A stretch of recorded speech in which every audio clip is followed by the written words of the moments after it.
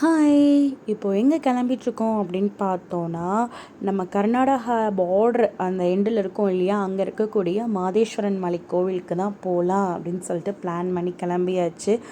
எங்களுடைய நேரமோ என்னமோ தெரில. நான் மேரேஜ் ஆகி வந்த நாள்ல இங்கே இப்படி ஒரு கோவில் இருக்குது அப்படின்னு கேள்விப்பட்டேன். பாப்பாலாம் பொறக்கறதுக்கு முன்னாடியே. போகணும் அப்படின்னு நாங்கள் ஆசைப்பட்டோம். ஆனால் அதுக்கான சூழ்நிலைமை எங்களுக்கு அமையல.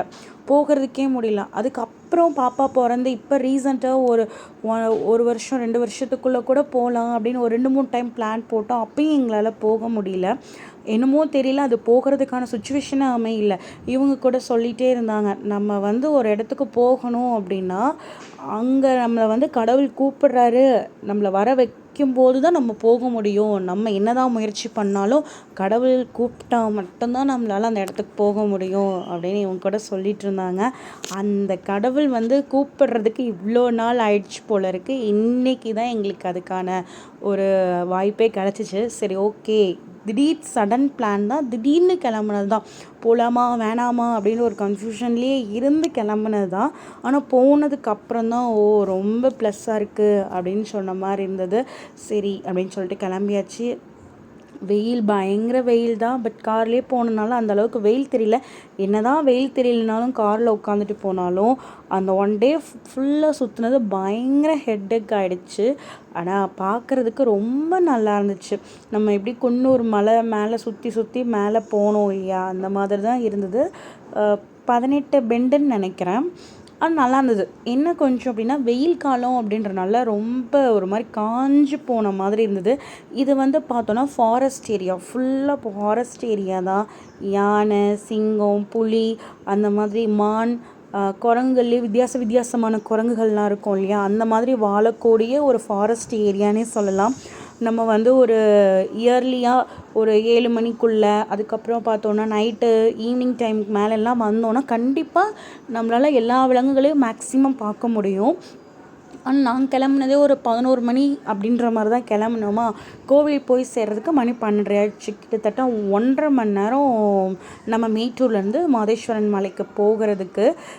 பார்க்குறதுக்கே ரொம்ப சூப்பராக இருந்தது. இந்த மாதிரி உருண்டையாக இருக்குது இல்லையா, அது என்ன, நான் கூட போகும்போது அது என்னவா இருக்கும், ஒரு வேளை கோலம் போடுறதுக்கான சாக் பீஸாக இருக்குமோ அப்படின்னு நினச்சேன்.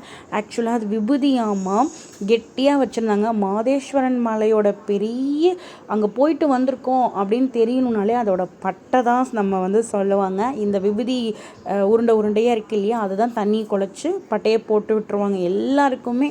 உள்ளே சாமியை பார்க்க போகிறோன்னா பட்டையோடு தான் உள்ளே போய் பார்க்கணும் அப்படின்ற மாதிரி. ஆனால் செம்ம வெயில். இவ்வளோ ஒரு ஃபேமஸான கோவிலுக்கு ஏன் ஒரு சின்ன டெவலப்மெண்ட்ஸ் இல்லை அப்படின்னு எனக்கு தெரியல. அவ்வளோ ஒரு சூடு. கீழே அந்த ஒரு மாதிரி பாய் மாதிரி ஒரு பெட்ஷீட் மாதிரிலாம் போடுவாங்க இல்லையா, ஹீட் தெரியாமல் இருக்கணும் அப்படின்றதுக்காக. அந்த மாதிரிலாம் போடவே இல்லை. எங்கேயோ ஒன்று அங்கங்கே பிச்சு போட்ட மாதிரி துள்ளியாக இருந்தது. ஆனால் அவ்வளோ வெயில் சூட்டில் நம்மளால் ஒரு செகண்ட் கூட நிற்க முடியாத இடத்துல கூட அவ்வளோ பேர் அங்க பிரதட்சணம் பண்ணாங்க. அதுதான் பார்க்குறதுக்கே ரொம்ப ஆச்சரியமாக இருந்தது. ஆனால் நல்லா இருந்தது. கோவில் பீஸ்ஃபுல்லாக அமைதியாக சாமியை பார்க்குறதுக்கு ரொம்பவே நல்லா தான் இருந்தது. ஆனால் சின்ன விஷயங்கள் தான். ரொம்ப பொடி சுட ஆரம்பிச்சிருச்சு. எங்களால் அந்த இடத்துல கொஞ்ச நேரம் கூட நிற்க முடியல. அவ்வளோ ஒரு சூடு, அப்படியே கால்லாம் கொப்பிழிச்சு போயிடும் போல், அந்த அளவுக்கு இருந்தது. பயங்கர சூடு. ஆனால் அதுலேயுமே பக்தர்கள் அவ்வளோ பேர் வந்திருந்தாங்க. நம்ம தமிழ்நாட்டிலேருந்து அதிகமாக போகிறவங்கள விட கன்னடத்துலேருந்து கன்னடக்காரங்க நிறைய பேர் வந்தது தான் ஜாஸ்தினே சொல்லலாம். அதுக்கப்புறம் அங்கேயே நின்றுட்டு தேங்காய் பழம்லாம் வாங்கிட்டு போயிருந்தோமா. பத்தி, சூடம், அப்புறம் சாம்பிராணி பொடி மாதிரிலாம் கொடுத்துருந்தாங்க.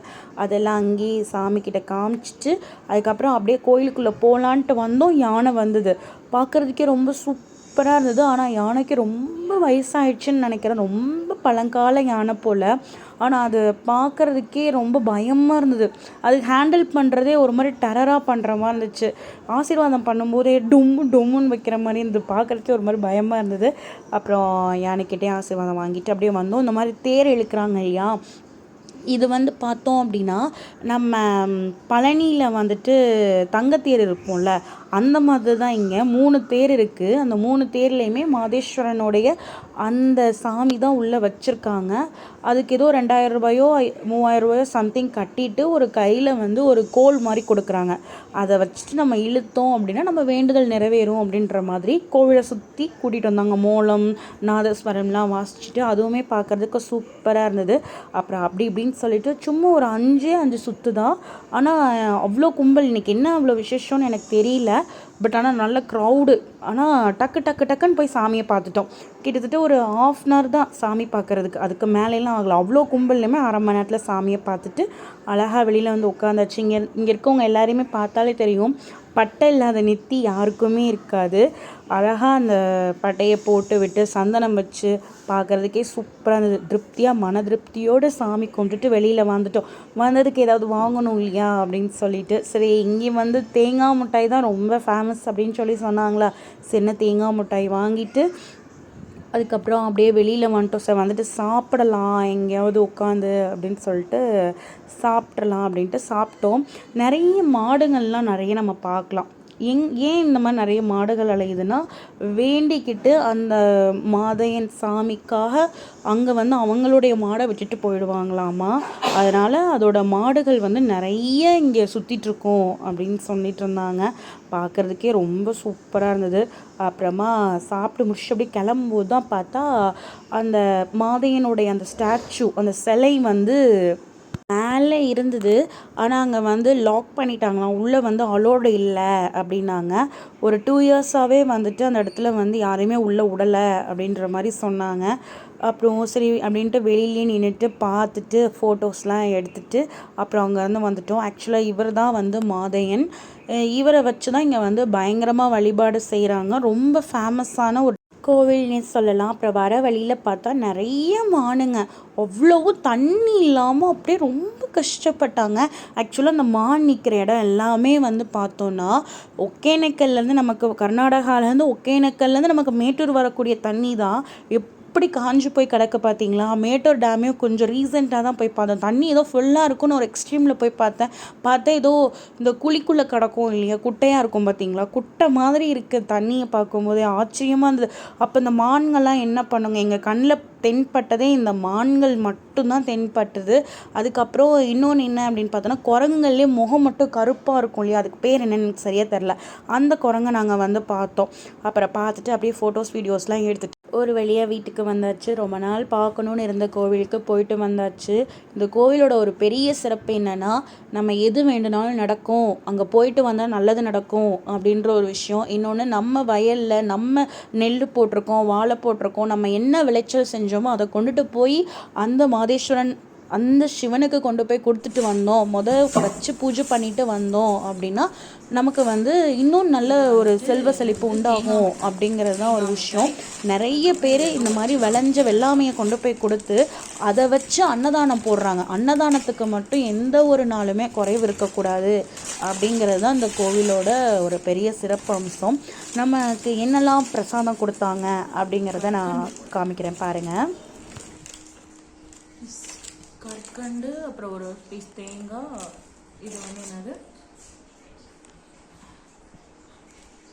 டேட்ஸ், கற்கண்டு, அதுக்குள்ள ஒரு துண்டு தேங்காய் பீஸ், அதுக்கப்புறம் டேட்ஸ் வச்சிருக்காங்க. அதுக்கப்புறம் இன்னொரு பையில என்ன இருக்குன்னா லட்டு இருக்கு. இந்த லட்டு திருப்பதியில் கொடுக்குற மாதிரி ஒரு 2 லட்டு, அதுக்கப்புறம் 2 தேங்காய் மூடி, ஒரு தீர்த்தம், அதுக்கப்புறம் நம்ம மாதேஸ்வரனுடைய விபூதி. அவ்வளோதான் மாதேஸ்வரனோட விபூதி. ஃபைனலி கோவிலுக்கு போயிட்டு வந்தாச்சு. இந்த டேவும் சூப்பராக கம்ப்ளீட் பண்ணியாச்சு. இதே மாதிரி இன்னொரு இன்ட்ரெஸ்டிங்கான வீடியோவில் பார்க்கலாம். அது வரைக்கும் பாய்.